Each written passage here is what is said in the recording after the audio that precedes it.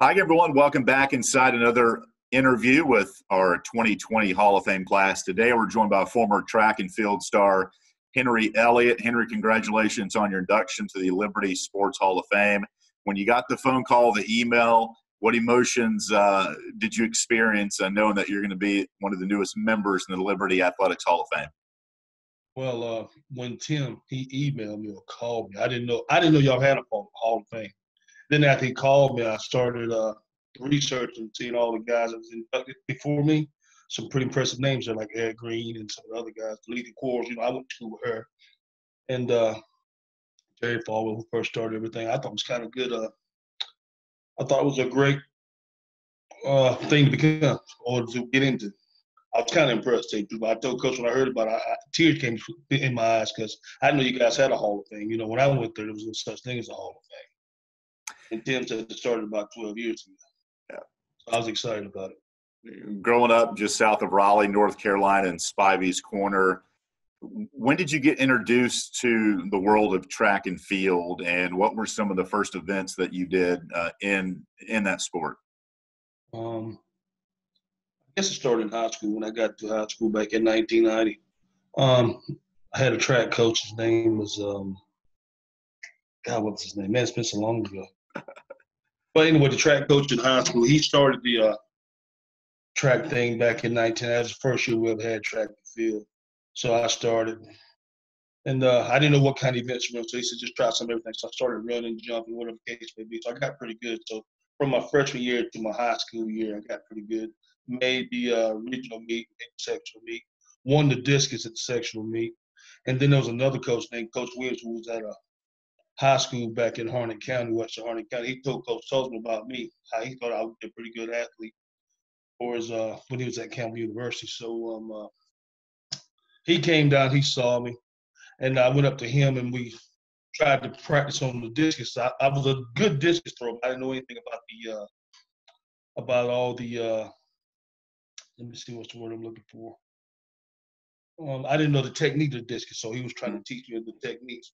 I like to say when I went to the regional meet, I bombed because I was trying to think of too many things to do at one time, so I bombed. But he saw what he liked what he saw, so he offered me a scholarship to go to Campbell. So I went to Campbell for a couple of years while he was there. Then he transferred over to Liberty. He asked a few of us guys when we follow him over there, and we followed him over there. And one thing led to another, and I became an All-American. That's it. Henry, we hear about the formative years at Liberty, and when you got there in the mid to later 80s, it was starting to create a reputation as a place where Christians could go and learn more about the Lord, but also compete in really good athletics. When you made that leap of faith to go with Coach Tolzma here to Liberty, what were those first few minutes and moments like for you on the campus? And obviously you stayed 3 years and became an All-American. And how did you see the university change in any way when you were here? Well, from Campbell University to Liberty University, it was actually a bigger campus. I saw that change.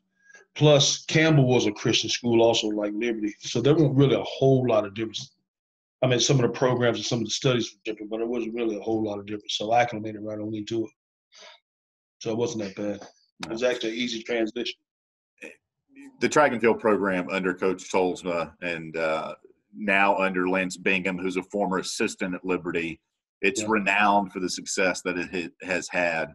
What is it about this track program and some of the experiences you had when you were here that makes it such a competitive program and a revered one across the country?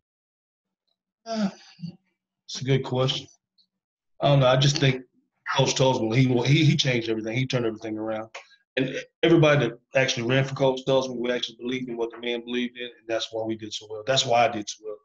He saw me as being something I didn't know I could be. He saw me as being an All-American. He actually saw me as being a Olympic athlete. I didn't see it. Then coming back thinking about it, I was only like 340-something points away from actually getting into the Olympic trials. But he saw it. I didn't see it. And, if you believe in the Lord, and he was a God-fearing man, and I believed in what he told me, and we just went out and we just did it. Joined by Henry Elliott, inductee of the 2020 Liberty Athletics Hall of Fame. are there one or two events, one or two throws, Henry, that stick out in your mind of, man, that was a really cool story? Can you share one of those or two with us? I got a cool story. It's not about throws or events. We used to be in the Mason-Dixon conference back in the day. And I tell my wife this all the time. Coach had me all over the field. I probably did maybe 9 or 10 events that day, and actually got MVP of that conference meet that day. And it was you ever seen that Disney show, The World's Greatest Athlete? It Sure. had Jan Michael Vincent. Coach, he was John Amos, and I was Jan Michael Vincent. He's all right. Go over here, let's do the dishes. Go over here, let's do the shot. Let's go over here, let's long jump. So at the end of the meet, I ended up scoring about 52 to 56 points in that one track meet. I thought it was kind of impressive. We was all over the place.